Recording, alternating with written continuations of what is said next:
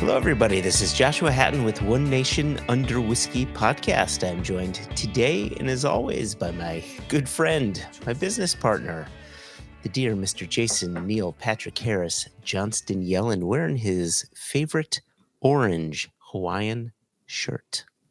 There you go. Is it Hawaiian? What makes Hawaiian shirts Hawaiian? I feel like big tropical flowers. This feels a bit more, I don't know, a bit more trim, a bit more wilderness. I have no idea. Oh, it looked kind of leafy, you know? It looked kind of semi-festive. That's why I'm curious what makes it Hawaiian, right? I don't know. It's above my pay grade. We're in the business of selling whiskey. We are not in the business of selling shirts, thankfully. See, I could be lying to our listeners and telling people you got lays around your neck, you have hula dancers behind you, and, create all sorts of stereotypes having to do with Hawaii. Even for the viewers, I could have a grass skirt on below this desk, but, that's for me to know and you to never find out. Here we are.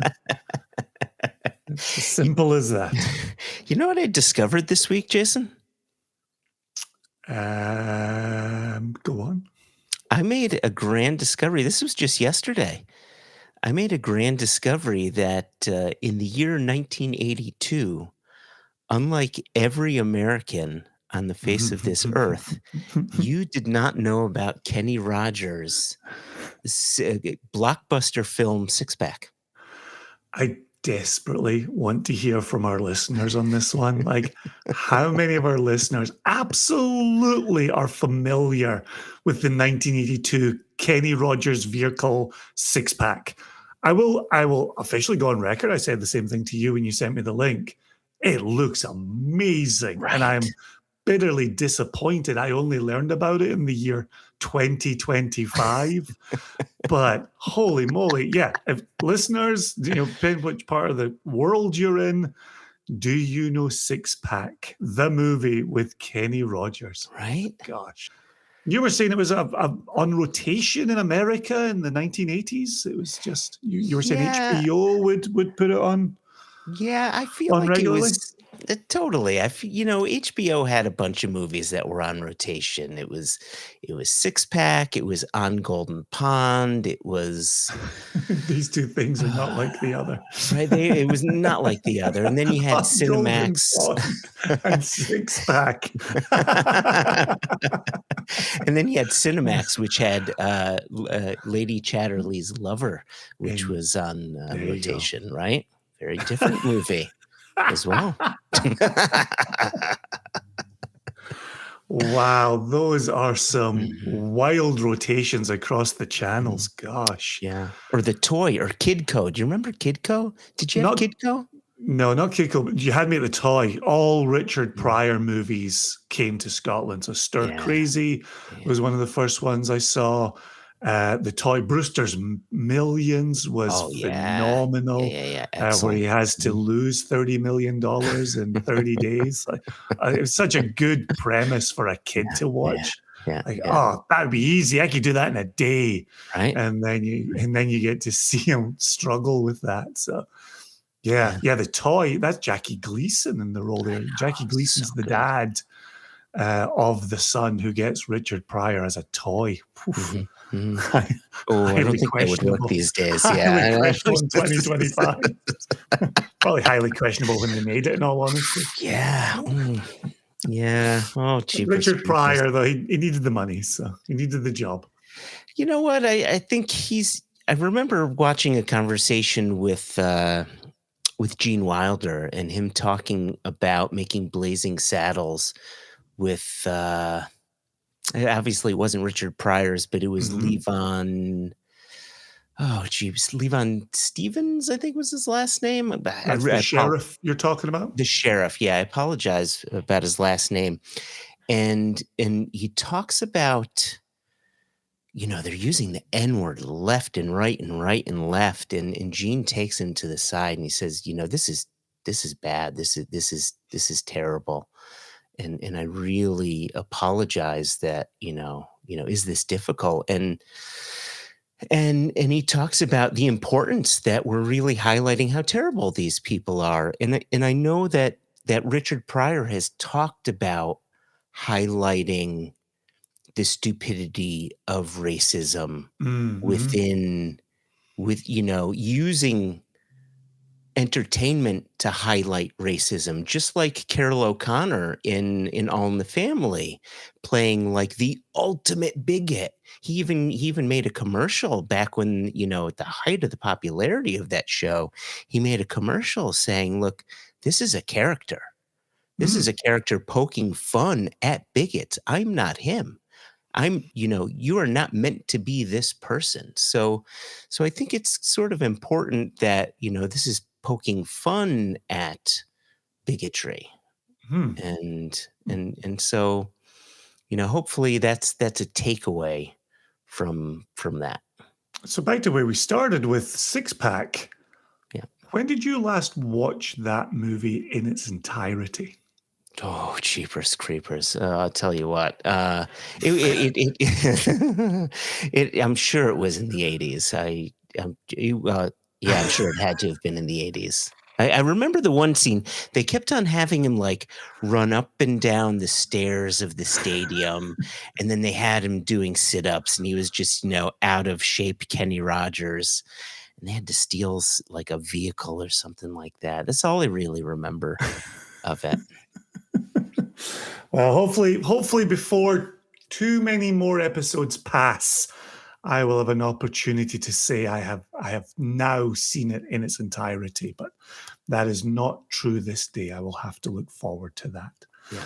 Yeah. Um, but what brings us here today, aside from Kenny Rogers' 1982 vehicle Six Pack? Kenny Rogers Roasters. Uh, so today not we. Today I'm having a conversation around cigars, Hmm. and actually, yet another cigar project with Aganorsa leaf. And this is not our first project, right? I said yet another. We've done a few projects before with Aganorsa leaf where we've sent them casks, ex casks, right? We've sent them an ex bourbon cask. We sent them an ex rye cask, and they would extra mature their cigars in those casks. And they have a very special process in which they do that. And then they would put a single cast nation. What do they call those? The Band. rings on the band. Thank Cigar you. band. Cigar band. And it was a collaborative effort, right? And this isn't flavored cigars by any No, stretch. This sir. is Gosh, how right. This offensive. is cask aged, but it's done in a different way. A lot of brands that do sort of cask aging of tobacco, they actually will do the raw tobacco, where Aganorsa have a process where they first create the cigar itself and then put the whole cigar within the wet cask, Hmm. Wow. and for a very short period of time. And cigars like a sponge, right? And then they test it. They test the sticks and see how much flavor we've got going on. And this time around, we've used the balcones that we've done, the most recent balcones that we've done. So this time it's an American single malt, but an ex-peated American single malt. Yeah, it's a So different style for Mhm. sure. Yeah, I'm curious to hear what our cigar czar Yoni Miller has to say on this very subject. I'm also curious. You're talking about them making the cigars and then they load the cask. Are they putting each individual cigar through the bunghole, letting them pile up, and then when they take them out, it's like, do you remember trying to empty a piggy bank when you were a youngster? You had to hold it upside down and you had to like pry out the pennies and the coins. Is that how they get the cigars back out of the cask? It's like, do you remember the old sort of penny piggy banks where you would retract the little dog and you'd put the penny in it, and then you'd press the button and then the dog would go boom and they would drop the penny in? So it's so funny that that's your go-to. I had one that would be your absolute go-to, which was a coffin, and you put the penny on the button, and a skeletal hand came out the coffin, grabbed the penny, and dragged it back in. Oh, nice. 100% your speed, 100% not my speed. Wow. Oh, we should have switched. I wish I'd known you when we were kids. One with a stupid dog on it. So no, that would be terrible. That's like, I remember having an acoustic guitar growing up, and you drop a pick in there and you try to get it out. Just like, 100%. Yeah, 100%. Just imagine them getting the sticks out the exact same way from the cask. No. So I mean, we'll talk about it in the conversation, but you've got to open up that cask to really, because we're dealing with thousands of sticks here. We're dealing with thousands of cigars. So you've got to open up the cask to make this happen, and do it in batches, of course. I refuse to believe you. I don't care what gets said in this next interview. I refuse to believe this. And in Aganorsa, it's I don't know how many of our listeners. I imagine a good number of our listeners are cigar smokers, because I think there's a lot of crossover between whiskey drinkers and cigar I've seen the smokers. Zooms from time to time. Yeah, we get cigar smokers showing up in the Zooms that we've been doing. And are you a cigar smoker? You're not as you used to be. No. Yeah, I gave it up. Gave it up. Walked away. But Aganorsa is sort of famously, they really stick with Nicaraguan tobacco. So a bit heavier, a bit spicier in style, but it can vary, of course, right? And where was I going with that? Yeah. Anyway, I think with their Nicaraguan wrapper. Oh, that's where I was going with it. They're using Nicaraguan wrapper, but between the different ring gauges and the different lengths and the different presses. Like last time they used a box press, right? These different gauges, these different box presses sort of determine the draw that you'll get from the cigar. It can determine sort of the weight of the smoke and all that. I'm starting to get into territory. It does. I feel like I'm in the interview right now. Yeah, I feel like our cigars are can cover all of this. And like I'm really not an expert. Like Yoni is the cigar czar. Like you and I think we are well versed in whiskey. Yoni is well versed in cigar, and rather than me try to wear the expert hat, I think it's probably good for us to hand over the conversation to Aganorsa and to Yoni, right? 100%.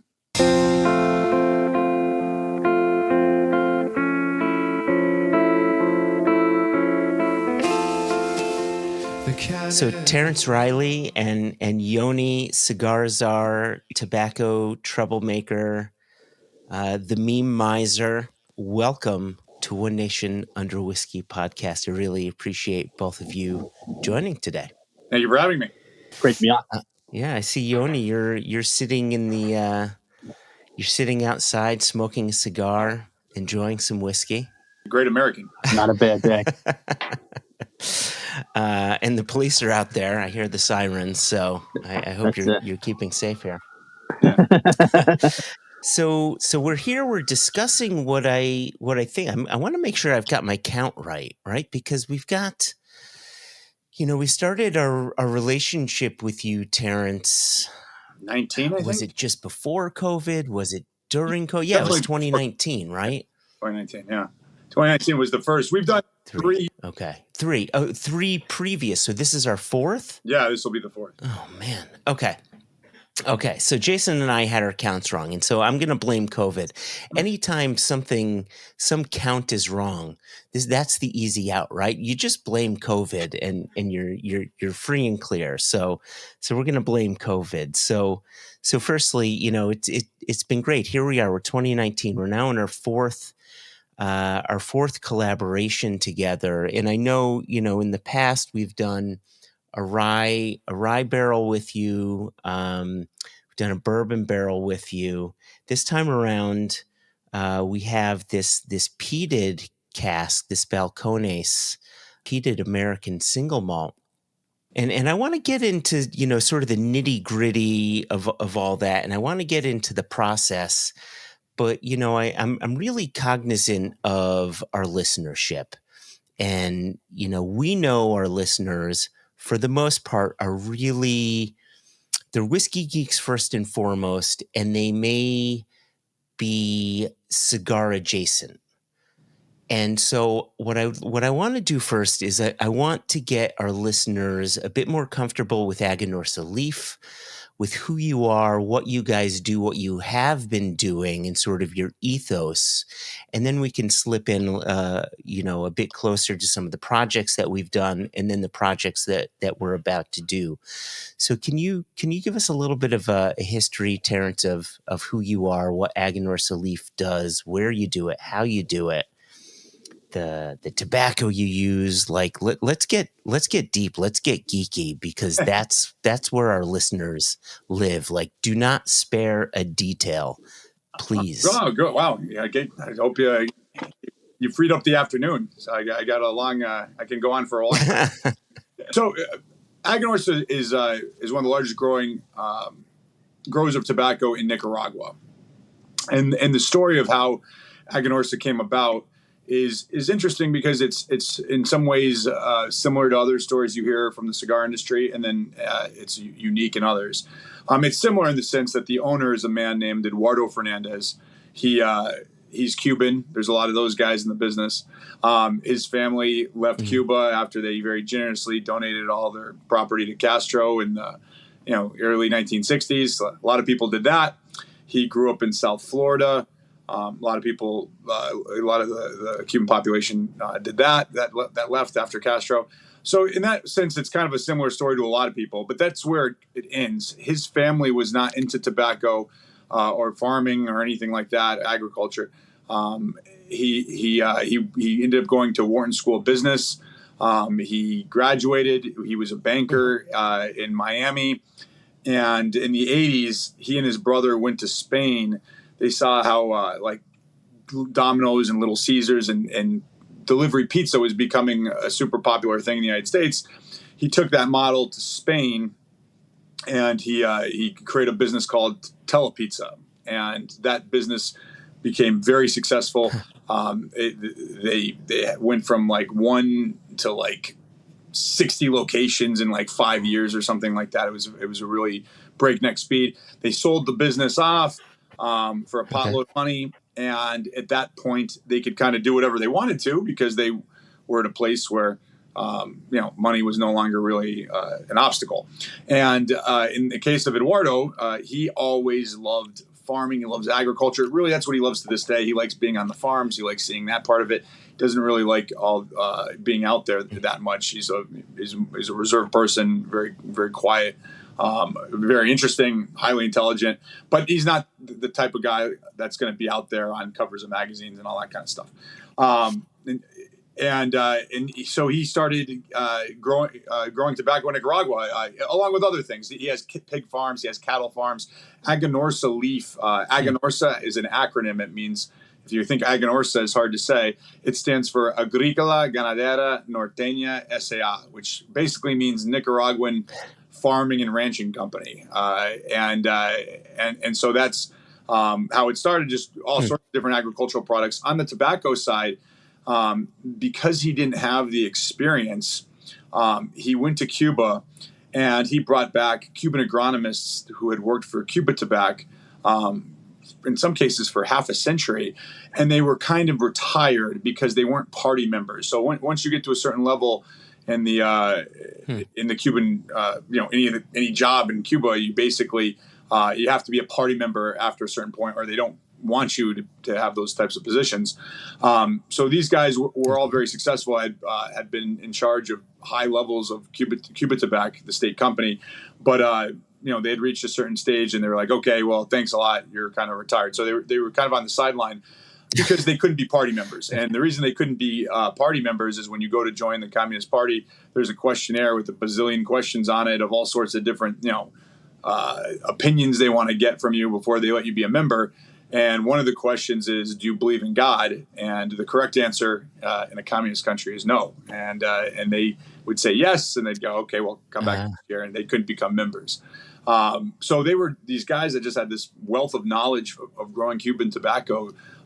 In most cases during Cuba's heyday, going back to in some cases even the 50s, pre Castro, and just weren't doing anything. So basically, we sell tobacco to people over the years. Fuente, J.C. Newman, Padron.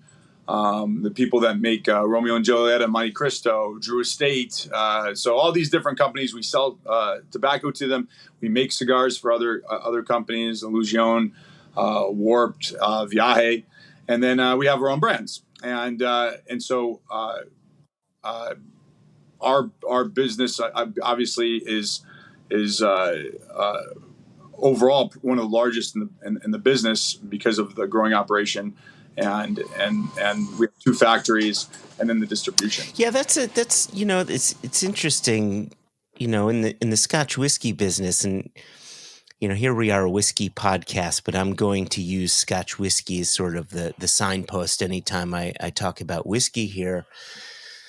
When I think about Scotch whiskey, the biggest selling item is blended Scotch whiskey. So if you're a Johnny Walker or a Dewar's or Chivas or insert blend here, it's no secret that your brand sources whiskey from this distillery, that distillery, and so on.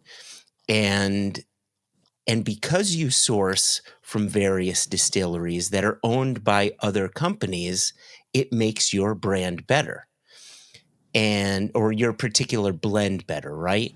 And so I love hearing that. I love hearing the transparency that you say, oh, we grow tobacco for these other blends. So that's not an uncommon thing for this sort of transparency within the cigar industry? Yeah, so it's a little. Some are more secretive about it than others. I would say that we certainly are not. We're very proud of the people we work with, and we kind of feel rising tide raises all ships. If they like the product that uses our tobacco, that's good for them and good for us. So we're very open about that, and there's no. The thing is the secrets. If somebody wants to go out there and to do the type of investment and get the experience and knowledge to do what we do, God bless them, because it's very hard. Growing tobacco is the joke is you want to make $1 million, start with 2, because it's a labor intensive. Your money's always tied up. It takes 75 days from seed to harvest. Then you're talking another 40 days, 45 days in the curing barn, where it changes colors from the green to the brown. You go into fermentation, that can take 6 months to years. Then you go to aging, which is years. So you're talking, 3-4 years minimum before anything gets sold or touched or anything like that, or utilized. And that's a huge cost. So for us, we're kind of like, we work with these guys, we work with those guys. Other people, sometimes they get a little, quiet about. They won't mention it, or they'll be more secretive about it. They won't go out of their way. They'll admit it's true, but they won't tell you if you don't ask. So it just depends on the company and kind of how they see, the security of their position. I guess. Yoni, I want to bring you in a second. Well, if you have something to add here, please add it here. I've got a question for you. Yeah, no problem. So the way I view Aganorsa, and I've always told people about this, about, our project and who they are, I call them the MGP of the cigar world. That's exactly who they are. If you think about just the synonymous of what they do, there's contracts out there that other people use them for. They have their own stuff. They're very transparent with what they do. But the reason, and I know we're going to get into this a little bit later, again, why it's so unique and powerful of our project working with Aganorsa and Terence and the team is that, we have the creme de la creme. Like when I first met Terence and all that, it was just the opportunity was unbelievable. I mean, think about it. We have arguably one of the best tobacco brands out there doing our project. And as we know, and we can get into this obviously, and all the jokes, just getting on the schedule to work with Aganorsa is labor intensive. That's why whenever we do these projects, as soon as we're done with it, I already have to start thinking about the next one, thinking, all right, I'm going to annoy Terence about 10 months ahead, get everyone's buy-in to the project. So therefore I can get on the schedule on that specific time, because therefore I know I can focus this time on that. Because anything else, it's crazy. The amount they produce of great quality stuff, and I smoke a ton of their stuff, other brands as well, is unbelievable. So yeah, it's pretty powerful to have a brand like Aganorsa working with us. So I love this, right? This idea of the MGP of cigars, of tobacco. So if another brand is coming to you, are they saying, "Hey, I need"? Are they coming at you and saying, "I need such and such tobacco at such and such an age"? Like, can we talk about? You mentioned aging the tobacco. Like, could we talk about that process and how that affects the tobacco and how you do that? Yes. So just to go back to the whole process again and break it down a little slower. So you have the growing phase, obviously. So that's where you have, they plant it, they harvest it. 75 days later, now you have the raw leaf. From there, they hang it in those curing barns, which in Connecticut you can still see a few of them, where they put the leaf up to dry. During that's called curing. During that process, it's about 45 days. The leaf changes from green to brown during that time. And then after the curing process, you go into fermentation. And fermentation involves basically it's like a compost heap. It's called a pilon, and they stack tobacco on top of each other, and that naturally heats up, and that heat produces fermentation, which it removes the impurities, the ammonias, the stuff that you don't want in the tobacco. And that goes on for a while. That goes on 6 months plus. It can go, depending on the type of tobacco or the part of the plant it's on. It can go close to 2 years sometimes. And that's really the fermentation process is kind of like the carving process. So you're carving a piece of wood, and then aging is sanding. It just gets off the little edges. It lets it rest. It lets it develop much the same way that a wine or maybe even spirits to some degree. It doesn't mean it's bad if you have the bourbon at 3 years, but when it's at 6, it's going to be different than it was at 3. So with that aging, and so for cigars, it's kind of the same thing. That age kind of lets the tobacco settle, lets it develop nuance, brings out some characteristic that won't be there, fresh off the fermentation pile. And that's really how you break it down. So when people come to us, sometimes they want completed leaf. They go in and they pick out bales. They open the bale up. When you age it, you put them in these burlap sacks for storage. And so they'll come in the warehouse and they'll open them up and they'll try different tobaccos and see what they like. And they'll say, okay, give me 8 of those or 100 of these or 10 of these or whatever it is. They're how much they're buying. And then some guys, they'll finish the tobacco themselves. So they'll buy it partially fermented, for instance. Like it'll not be totally complete because they have their own kind of way they want to do it. And so sometimes they come in and they won't buy it where it's done. They'll have to take it back and then ferment it further. Okay. And then how should I ask this question? Because this is sort of wild to me. From like you mentioned wine before, this is an agricultural product. When you think of wines, there are certain years that are simply better than others, right? Is the same ring true for cigars? And so as a grower, do you have certain harvests that work better than others? And then Yoni, I want to hand that off to you as an enthusiast, as someone who is likely a collector as well. Are there certain years that you look for as well? So I'd love to hear from both perspectives. Yeah, so you touch on really like one of the most challenging aspects of cigars. So for instance, like you said, a wine, if I give you a bottle of wine and you're like, I just didn't like this as much as the last one, I go, well, that's the 2014. You like the 2012 or whatever it is. And you accept that as an answer. You go, oh, yeah, I like the 12 vintage more than the 14. For cigars, is generally speaking, with a few exceptions, is not a vintage product. It doesn't classify by years. And it's a solid, not a liquid. So you've got to produce consistency in a solid handmade product.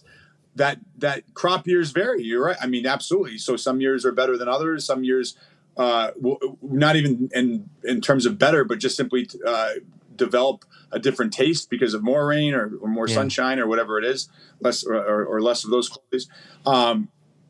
So what you do kind of is you have to have large inventories. And what you do if a cigar, let's say a cigar you really enjoy uses 2 leaves of a 2015 tobacco, for just the sake of argument. Well, you've got to have enough of that tobacco to last a long time. But no matter how much you have, eventually it's going to run out. So what you start doing is when the 16 crop comes along, you start comparing it. Is it the same? If it's the same, great. If it's not, now I hold off to the 17. Now the 17 comes along. Okay, that crop is more similar. You can work with it. And then what you do is the 17, it's a half leaf, and then 1.5 leaves of the 15. And then it's one of the 15, one of the 17. And then it's, half of the 15 and 3. And so any change is very gradual and subtle over time. And that's really where the skill comes in. If you could take a monkey and it could pick out enough leaves to make a good cigar eventually. I mean, anybody can make one good cigar, really. The challenge is doing that on scale, because exactly to your point, some crop years are better than others. Sometimes the yields are more, sometimes they're less.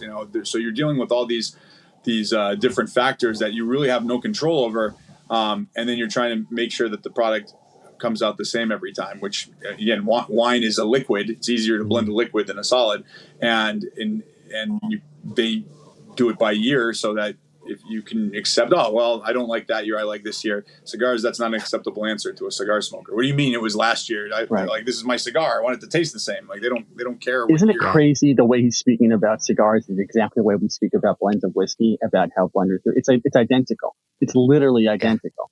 It's unbelievable. Yeah. And Terence didn't know he was the comparison, but it's right there. Exactly. Yeah. Yeah, it's really interesting, and then back to blends. Well, before I go to that, Yoni, is there anything that you wanted to add just from an enthusiast's perspective? So Terence hits it on the head, right? So you're smoking cigars, you like a certain brand, you like a certain thing, right? And the point is consistency, right? If I love a certain cigar, right, name whatever brand Aganorsa makes, right? I want consistency from year to year, right? And we will look at your specs, right? So correct me if I'm wrong, Terence, right? Aganorsa has the Criollo 98, right? And there's another varietal seed you guys use, talking about vintages and seed varietals to try to keep consistent year after year. But tobacco is an interesting product, right? Not every leaf grown that vintage, or we'll use the word vintage here, right, is going to be the same exact thing. And that's just normal, right? So as Terence mentioned, as we know as whiskey drinkers, right, that a blend wants to stay consistent, but if you do a snapshot of and we've done this before, right? An old Johnny Walker Red back in, let's say, years ago to now, forgetting the fact that obviously the blend itself is very different to makeup. It's 2 different whiskeys, right? And that's a snapshot from 30 years, in time. You'll find the same exact thing, obviously, with tobacco. If I take Aganorsa's first, line that Terence did back in 2018 and do it now to 2025, it's impossible to keep it identical. It's be close, but it'll, and that's the whole problem, right? Not the problem, but I will use problem as air quotes, right? But it'll be different. And so that's why if you're in love with a cigar, you smoke it every year. The goal is for me not to notice the changes. But, but I like to age some cigars. As some of us know, you keep a cigar box or a couple cigars at the back of the humidor or in your Tupperware. You pull it out 3 years later, you're just like, oh, shit, I have this nice cigar. And so it's and then you'll notice a massive difference in that change. And that's the beauty about this product. It's evergreen. It's always changing. So as an enthusiast, yes, you always want to keep consistency and have that box and all there. But, at the end of the day, I always judge, and a lot of people do it. Do you like the cigar? Yes or no? And if not, if yes, why? And go down the rabbit hole. And if no, change your palate, or things have changed, and that's it. But yeah. Terence or Yoni or both, how would you describe Nicaraguan tobacco if it had a specific flavor profile? So Nicaragua, you can talk a little bit more about like having a profile to it, because Nicaragua, you can make a cigar entirely of tobacco from Nicaragua. Not every country can you do that in, and even like, for instance, Dominican Republic, where there's all Dominican cigars. Dominican Republic tends to utilize more outside tobacco, more, especially for wrappers. So there's less of a consistent profile in some other countries as there is in, for instance, Cuba and then Nicaragua. So Nicaragua, I would say, tends to be a stronger, pound for pound. Like the leaves have more kick to them.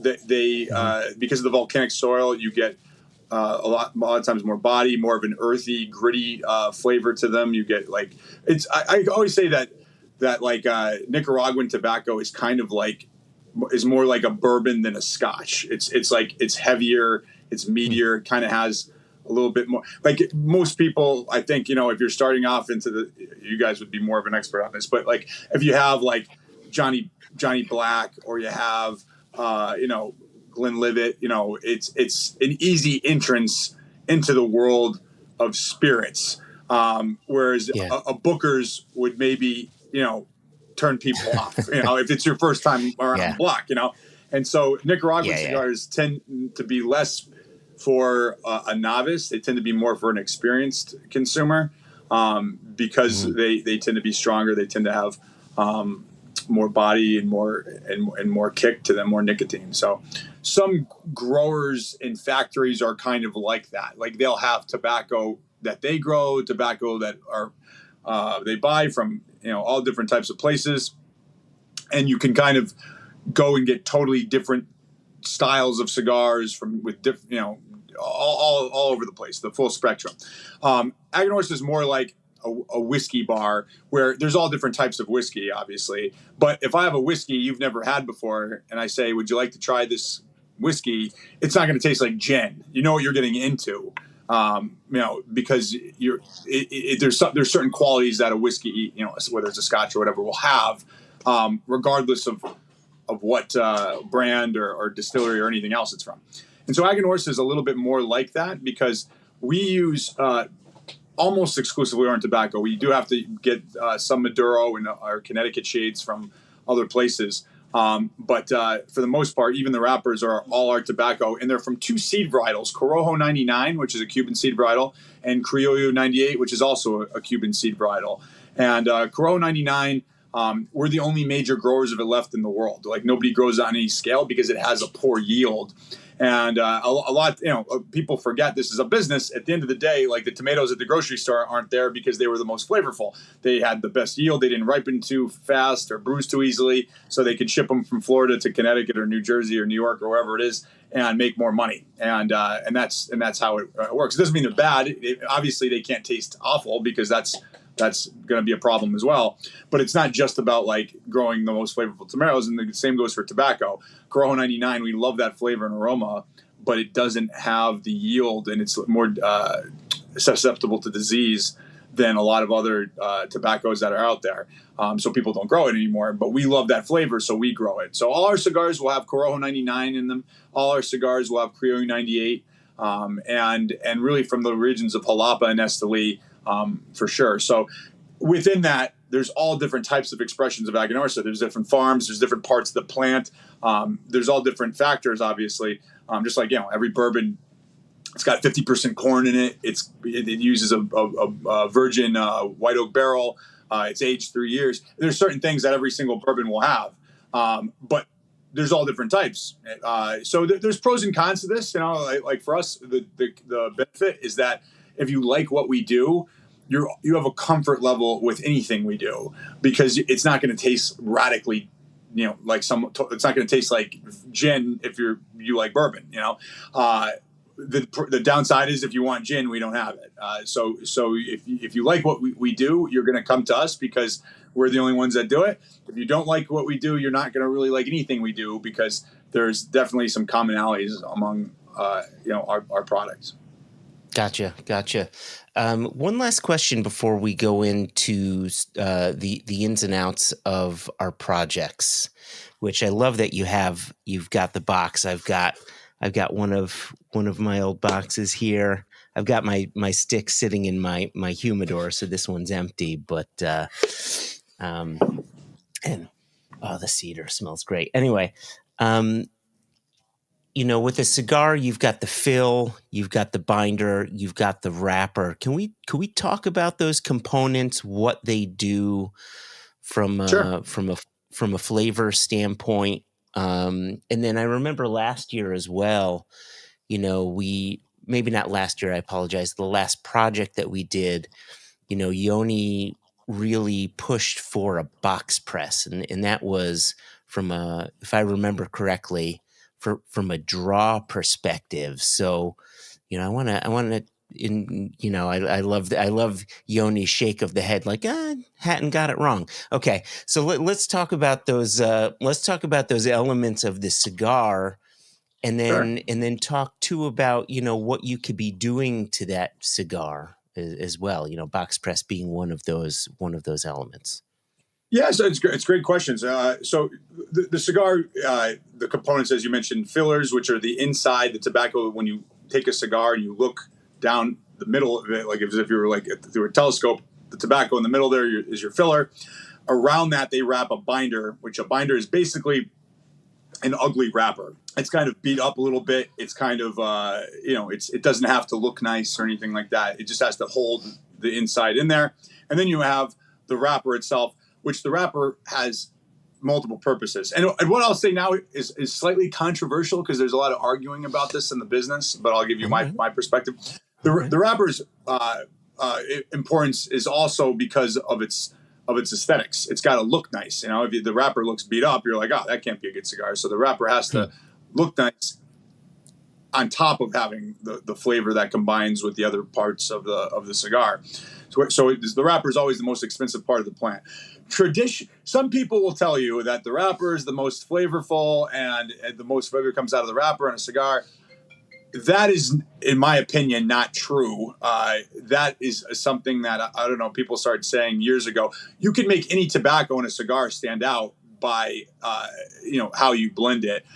The traditional method of blending was the wrapper was purely aesthetic. It was really meant to be kind of neutral in taste and let the fillers and binders stand out, and it was meant to look nice. If you look at like Davidoff back in the day, and the old school way was the wrapper was not really meant to be the part that would stand out in terms of the taste. The more modern way is that the wrapper becomes more of the focus of the blend in terms of the taste profile, which you can do by focusing on making that taste stand out in the blend. But fundamentally, a wrapper is the same tobacco as the binder and filler. It just looks nicer. It's all they pick the leaf, they look at it, they go, okay, this is perfect. This is wrapper. It's not too thick, it's not too thin, uniform in color, uniform, not too veiny. That can be wrapper. This one's a little beat up. This is binder, and this. But the tobacco when it's growing doesn't say, I'm going to be a wrapper, so I got to taste this way or that way. Like it doesn't know what it is. It's all the integrity of the leaf that determines that. So the idea that like on a cigar that the wrapper fundamentally is going to have more of the flavor is scientifically impossible. It doesn't make any sense. So that's kind of the different strategies in terms of coming up with a blend. How do you want the blend? Do you want the blend to be an overall balance? Do you want the wrapper to stand out? What's going to be driving the blend is the fillers. Those are all questions that the person creating the cigar determines when they're making it, or they might not even know. A lot of people go, "I like blend C," and they don't know why they like it. They just that's the one that they want to go with for their project.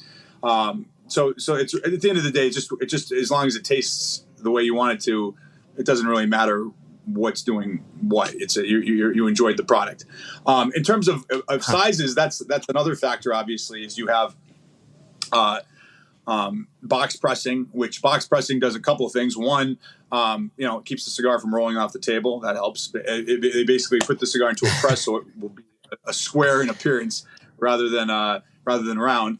But it also has the impact that because you're pressing it, you have to put less tobacco in it in the filler.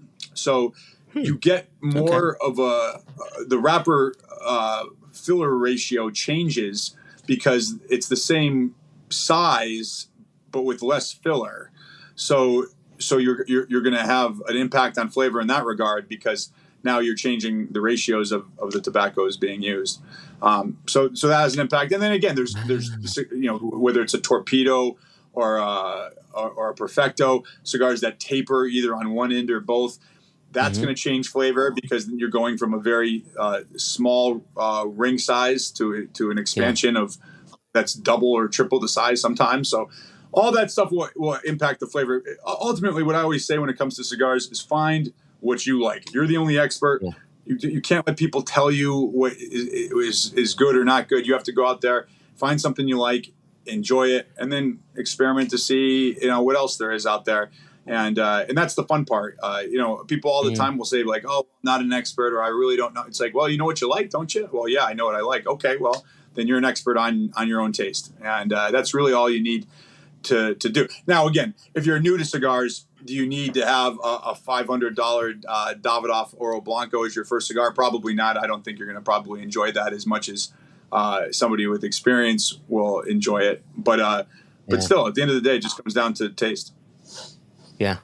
So, Yoni, as our in-house cigar czar, you really pushed for the box press the last go around. Why did you go for that? Was it simply an aesthetic thing? Did you want it to stand out as different from the previous versions? Were you looking for a different flavor that you thought would go with that cask? Was it a collaboration with Terence? I don't remember. And I just, Jason and I leave this with you because you're the smart guy here. We're not the smart guys here. Yeah. No. So as a cigar smoker, it's all for me, right? There are various elements. Everyone has their own different profile. People hate Lanceros, love Lanceros, which is a long thin cigar. Some people love, the massive Gigante, which is called a lunatic by Aganorsa. That's massive ring gauge that your jaw probably hurts afterwards. People love the heft of it. And it does very well with certain people. So for me, my profile, and again, this goes back to a lot of whiskey blenders or cigar, blenders as well. You make what you like. So my personal preference is a box press because one, it feels awesome in your mouth. It's easy, to heft on. It's not too small. It's definitely not too big. It's the right size. That's one. And two is that the way it's the mouthfeel also, the way the way the smoke interacts with your mouth and the way how much smoke you actually get in is awesome. It's a creamier feel, in my opinion. The airflow, the combustion, which is another thing also, which when it comes to various sizes, some sizes combust better than others. Some, and because it's all like, it's amazing what goes on, right? Some you smoke it too fast, you can call tunneling, you can get certain aspects there. With the box press, I'm a slow smoker, and it works, and it just lengthens the experience for me, right? And then on top of that, it's just the way it feels in my mouth. So it's a couple of things that go into it. So it had nothing to do with which barrel we were picking, and nothing to do with the blend. I just thought, hey, if I have control of this project, I'm going to push for something that I really enjoy. And I know other people enjoy well, and the box press is just awesome. I think this year's project, which we'll get into, I think we've discussed, well, I think briefly we've discussed certain things, but yeah, no, I love a box press feel in the way it smokes and the way it feels in the mouth. Absolutely. One last thing for you, Yoni, before we go into this project. When I first got into whiskey, I said, ooh, I drink this, I like this.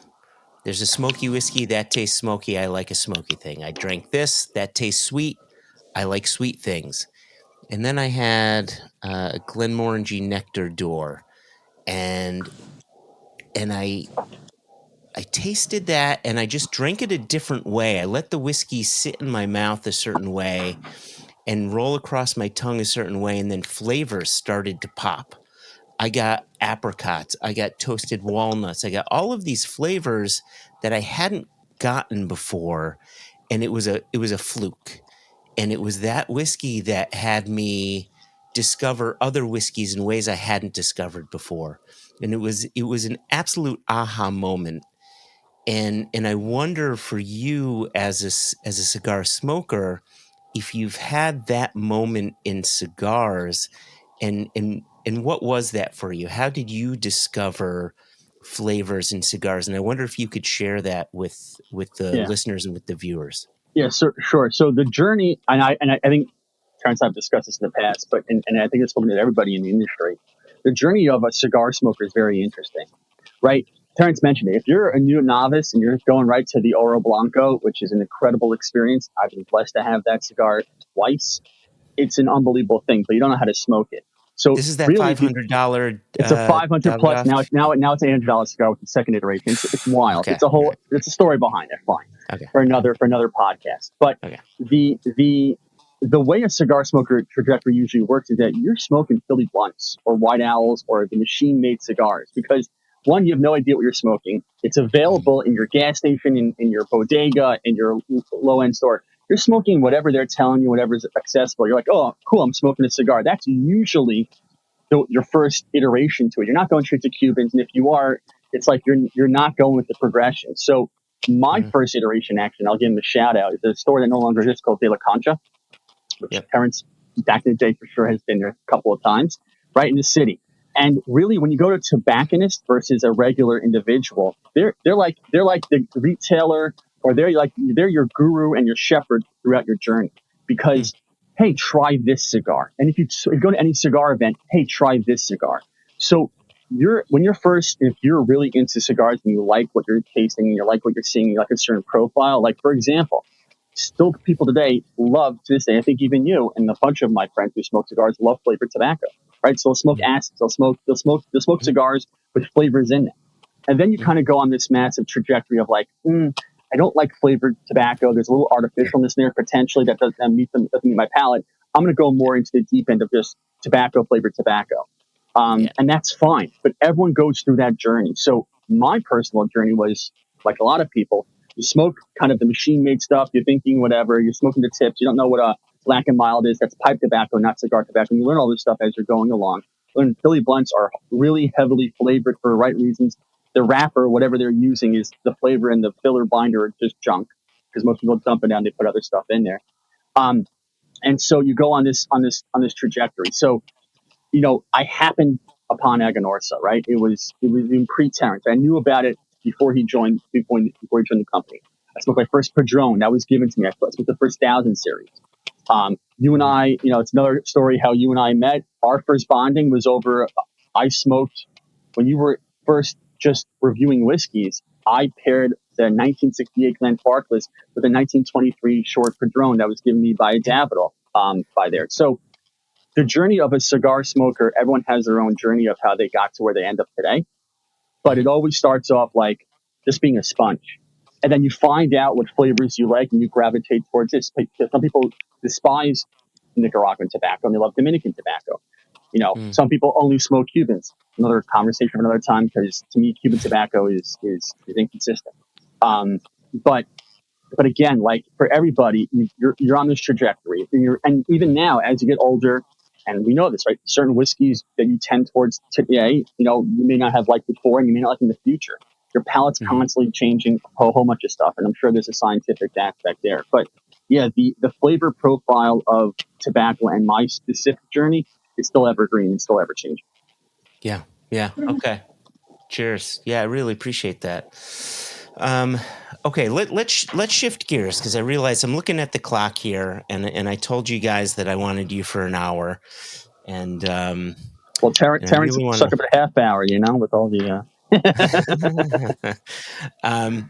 But let's talk about this project. Before the three of us hopped on, Jason and I were talking about, how does Aganorsa do it? And Jason had laughed. He said, do they just drop them into the bung one by one, and do they, lift them and shake them out one by one? Like if you drop your guitar pick in an acoustic guitar, something like that. And I said, oh no, they don't do that. And then before we recorded, Terence sort of clued me in and said, well, with this one, we may actually do something sort of like that. So let's talk about how are we going to work these cigars with this cask, and how is your process in infusing some of these whiskey flavors into your tobacco? How does it differ from what others may do, to your knowledge? So before Terence answered that, do you want to know the history of how we got here? Would that be interesting? You know what, Yoni? I'll start there, and then I'll tee Terence up to answer all those questions, because it's very interesting the way he does it. Since I've been down there once or twice to see what he's doing, and I'm dying to know how he's going to do this project. But just so every listeners know, and all that, I'll give a 2-minute quick history of how this all came about. I met Terence. It's got to be around 2012 or maybe 2011, years ago. And we kept in touch like anything. Like if you're into it, like I'm sure people meet you on the road, Joshua, right? People, periodically text you, hey, hello, and then you kind of see him at other events. And that's exactly how my relationship hit with Terence. So for a while, I've always done these pairings, right? The perfect pairing. And periodically, I would see other cigar companies, do a whiskey project. Oh, we finished it in the whiskey barrel, and then you never picked up any whiskey profile off the cigar, never. And there's a reason for that. One, I think it was a marketing gimmick, in my opinion. It wasn't done the right way. And it was more done for the cigar smoker and saying, hey, we used, I think my first exposure to a whiskey, actual whiskey one, there was a brand that used a peated barrel in their stuff, and you smoked the cigar. In my opinion, it wasn't a great cigar, and you didn't get any of the peat flavor from it. I've been dying to do this project or a project like this forever. So look around my friends in the industry. I'm like, we call Terence just out of left field. Hey, would this project ever interest you? He's like, sounds cool to me. Great. I went back to you, and for the listeners also, right? Every whiskey jubilee, at least here in New York, right? We would always have cigars, right? And I happened to be the cigar guy a couple of times. I helped get a certain people there, fine. And actually, a couple of times we've used Aganorsa for the whiskey jubilee. Great. So I said, you have any barrels lying around that we can use? Like, actually, we have this one barrel that we're not using again, and maybe we'll use it. I go, Terence, here's the project. Figure it out. Like, here's a barrel. We want a barrel, finish, age it, whatever the heck it is. You do it. So Terence's job, right, was to shop around the project itself, because again, another conversation Terence can get into if he wants, right? Go find a retailer so we can sell it appropriately and do all the right things. And that's how we happened upon two guys. Two guys was very, very interested in this. Fine. And I'll tee it up here. So the first project, and I'll never forget this. I'm all excited. Like, we're all talking via email. All of us are on there.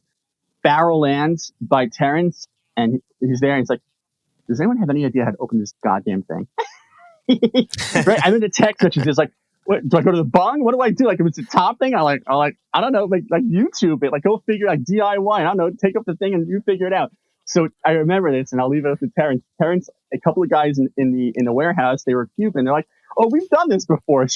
They popped out the bung and they had it all set up for him. Like 10 minutes after we received that text, it's like, what do I do? It's like, they figured it out. And after that, Terence was off to the races figuring out what to do. And I'll leave it at this. It was complete science at first. I think the first one took actually 3 months for us to agree on a blend. One, because he was aging. We didn't know how long to age the cigars in the barrel for. And we played with various things. And if you look at even in the podcast and the stuff we did before, the first batch we did was very whiskey forward, meaning that it was aged in there enough of a time where the whiskey was really influential in there. And we even dialed it back a lot. Could have been the barrel, could have been the way the first blend that we did, a whole slew of things. But I'll leave it up to Terence of how he did it, what he does, because it's very interesting. And I'll be honest, I've seen other people now do a barrel finish or aged cigar, and it's identical to what Terence did. Whether they copied us, who knows? Whether they figured out like Terence, who knows? But it's very interesting the way he's used this barrel to help finish the cigars. Yeah. Okay. All right. Cool. Hand it off to Terence then. Yeah. I had never done this before, so I didn't know what the heck I was doing, quite frankly. So I was kind of like, this is a cool idea. Let's have it work. I do know that some people will age some tobacco in the barrel itself. So like not the cigar, the tobacco. What we do is we take the complete cigar and put it into the barrel. and let it rest in there and take on the characteristics of the barrel. In the beginning, I really had no idea how to do that and how long. So the first samples, I think you could have gotten drunk off them. I mean, I left them in there for way too long. And by the time that, I got them out of there, they were like soaking in alcohol. I mean, it was like, in fact, everyone was like, yeah, I don't know if this project is going to work. If this is how they're going to, so we dialed it back. We did want on the first round of it to be a little bit more pronounced than usual, because one of the things is always like Jonathan was saying, is that, I don't taste anything on this. We wanted people to know that we actually put it in a barrel and it got something out of that. So it did have a more pronounced impact, flavor than maybe we would have done otherwise. But it definitely set the tone for the project, because now people know we're really resting it in the barrel. Yeah. And then, after that, we got better at how long they have to sit in there for. Because once you pop the barrel, it starts to lose its potency over time. So it gets tricky in terms of doing the samples, and then samples, it's only a few cigars. Now you're putting in, about 100 cigars at a time to rest in the barrel, or so, 100 to 200. So now there's more cigars in there. The barrel has lost some of its original potency. So how long does it have to be in there?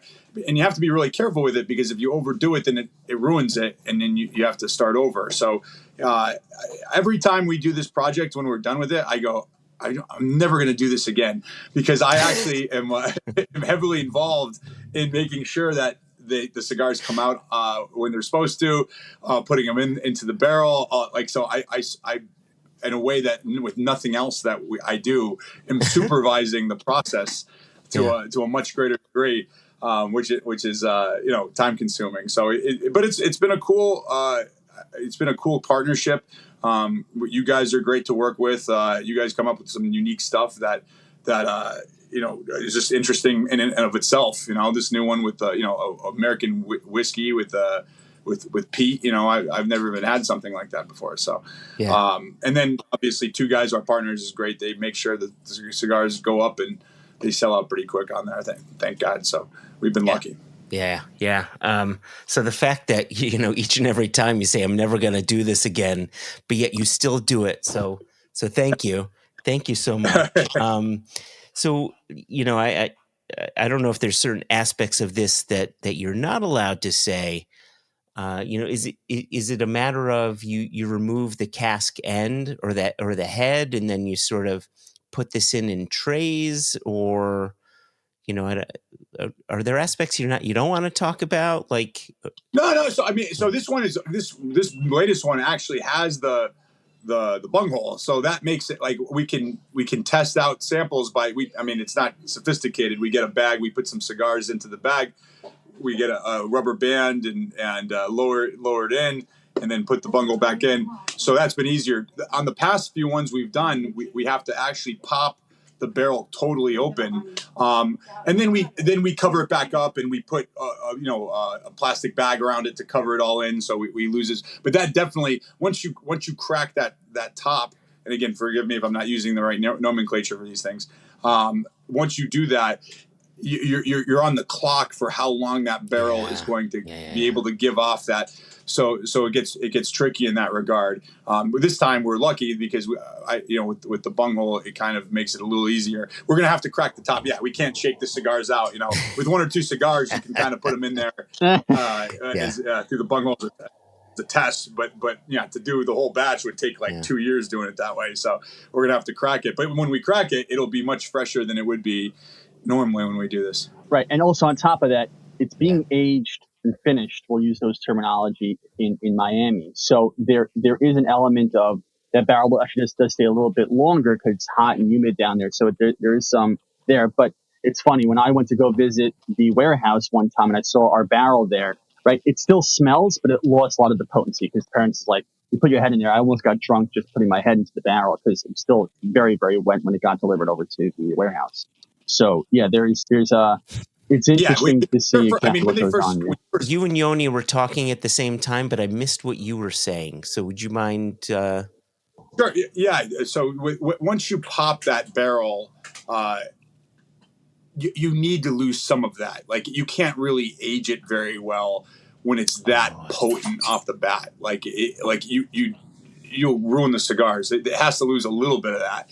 But then again, the trick is not losing too much, where then it just won't take on anything from the barrel, and it's basically a waste. So it's very tricky. You have to really time it right, because either way, the cigars are soaked in booze, and again, it's not enjoyable, or they don't take on anything, and you don't really get the experience of how the barrel impacts the flavor. So you have to really watch it. That's why, like I said, I supervise it to a degree that I don't supervise anything because of that, thin margin of error. Well, listen, Terence, Yoni, thank you both again for joining. This has been awesome. I've learned so much about cigars. I thought I knew a little bit, and it's been confirmed. I only knew a little bit, but now I know a little bit more. And I'm really excited for this project. I want to thank you, Terence, and Aganorsa Leaf, of course. This is now our fourth project, and I'm really excited to get a little bit of peat going on with this smoke, some of the sweetness from the American single malt, and then, of course, thanking our partners, our longtime partners of Two Guys Cigars. And then I want to add in here for our viewers, because our listeners can't see this because they're only listening. They can't listen with their eyeballs. They can only listen with their ears. But where is it? There it is. We still have a few bottles of our Balcones peated First Fill X bourbon bottle left. $85 a bottle. So if you head on over to singlecastnation.com, you want to grab a bottle of this, and then grab a box of this cigar when it comes out. I think it's going to be the perfect pairing. Terence will make sure that we get you a bottle. Yoni will make sure that we get you a bottle, of course. And then I think the three of us, Jason doesn't smoke cigars, so he's going to be the odd man out. So I think the three of us need to get together, have some Balcones, have some cigars, and have a night. I think that's an order. I'll give a shout out. I'll give a shout out to Terence. Is that the New England Expo is actually next weekend. He'll be up there. You can go annoy him all you want. It is sold out, but there are two really cool in-store events that he's doing along with other cigar makers. So if you want to meet, what's the date on that, Yoni? That's the Expo is the 12th and the 13th, but I believe there's some events on the 11th. It's a whole weekend of fantastic stuff. So it's twoguyscigars.com. You can see all the in-store events that he's doing. Obviously, you and I are going to do a quick hit and go to Terence as well. It's a very, very big event. If you have tickets, great. You know what to expect. If you don't, obviously, you could try again next year. It usually sells out within a week or two. But there are pre-events and some post-events for all the cigar makers, the representatives, the people could talk about the tobacco and various brands will be up there. It's Two Guys' largest event they do annually. I forgot what number this year is for them, but if you want to learn more about Aganorsa and kind of the project and what we do and all that stuff, definitely go up there and talk to them. They are incredible people to work with and like the nicest individuals ever. So, yeah, beauty. All right, well, cheers to you guys. I've finished my whiskey, so I'll cheers to you with an empty glass. Well, I got mine full. Thank you both again. Cheers. Thank you. Cheers, guys.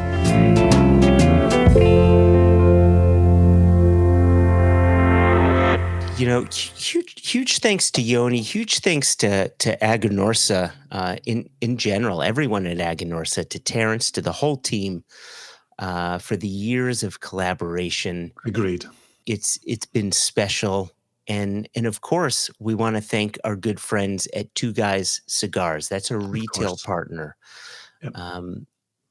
We've been working with them since the very beginning. That's the only place in which you'll be able to get these cigars. And when they are available, because they aren't available just yet, when they are available, we'll be letting everybody know on this podcast, on our Facebook page, on all of our social medias, on YouTube, all the places that, hey, they're available. That's it. Yeah, excited for third collaboration with it. First two rounds, very well received. Really excited to see where this Balcones takes these cigars. Yeah, I really hope, as I'm nosing this, I'm hoping what I'm getting on this nose, this sort of mezcal, sort of sweet vegetal quality comes through. You've got that Nicaraguan tobacco that always has sort of a spicy element. There's a spicy quality that I think comes through on the palate. I hope that sort of increases. Yeah. Yeah, I think the minerality will do well. That kind of vegetal component will do well. I do remember it's one of the questions we got when a rye cask was going to be involved. Like, would it become too spicy? And the rye cask cigar certainly did not get too spicy. There was that nice kind of brown spice from the rye behind it. So, they know what they're doing at Aganorsa. I trust them implicitly. Oh yeah, yep, yeah, for sure. Oh man. Well, I think I'm going to make this Balcones last for the rest of the day. Is there anything that we need to say before we get out of here, Jason? Actually, at the start of the episode when we talked about six pack, and I said, I really want to hear from the listeners and the viewers on this one. Viewers obviously have comments below, but listeners, info@singlecastnation.com. How familiar are you with the six pack Kenny Rogers vehicle? I'd also say for comments below and also at info, were you part of the first couple of collaborations with Aganorsa Leaf? Right? Did you have a chance? Were they sold out by the time you got to them? They've sold very well. They've been very well received. And so, yeah, I would love to hear there as well. So, we always pitch this as a two-way conversation. We love name dropping. We love seeing people talking about the nicknames that we give people along the way. Tom Jadelka, longtime listener, crafted his own podcast name in a Zoom the other night. Tom Namerkin. Tom Namerkin. Fantastic. I love it. Really I love fantastic. it. This is always two-way, right? We always love to hear from you. Love to be able to quote you if we can. Don't be a stranger. Be in the comments. Be at info@singlecastnation.com, and be sure to subscribe. Yeah, one other thing that I wanted to add before we get out of here, and I think this is really important, especially for those who are cigar smokers and those who may be cigar smokers first, who may not have picked up this Balcones. There are still bottles of this Balcones available. There's the bottle itself, right? Real beauty. It's all first fill bourbon cask matured. It is a peated American single malt. I think that there may be, I don't know, just a few dozen left, maybe 2 to 3 dozen of these bottles left. I don't know off the top of my head, so I'm sort of taking a number from the sky there. But there weren't too many bottles to begin with, about 150. So grab a bottle or 3 while you can, and when the cigars come out, pair that cigar with the whiskeys. See what happens, right? Yeah. And I would also say, looking at the bottle right now, if you're listening to this episode on the day of launch, singlecastnation.com has its Labor Day sale going on. So don't be a stranger over there. Go to singlecastnation.com, save some money on a host of bottles. Go grab them, fill your carts, get them shipped out. That balcony is well worth your attention. We got a lot of things on the website well worth your attention. So please, if you're in America, go over to singlecastnation.com. Treat yourself. Jason and Joshua say you're worth it. You're good enough.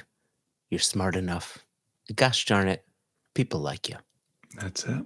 That's exactly correct. I expect to learn that lesson in the Kenny Rogers vehicle 6-pack. Finally, for our viewers who may not have subscribed already, for our listeners who've yet to start viewing, or maybe you watch YouTube in general and you haven't subscribed yet, please subscribe to our YouTube channel. Click the button below, click the little bell below, subscribe. We have the podcast here. We have tasting videos. We just released 8 new tasting videos for our retail range. Indeed. So that's something you're going to want to view. We'd love to have you here. We love your comments. We respond to every comment. So let's make this a community. Let's grow this community. And And we'll leave it there. That's it. Spread the good word. Come, join us in the nation. It's a lovely place to be. Cheers, Joshua. Cheers, Jason.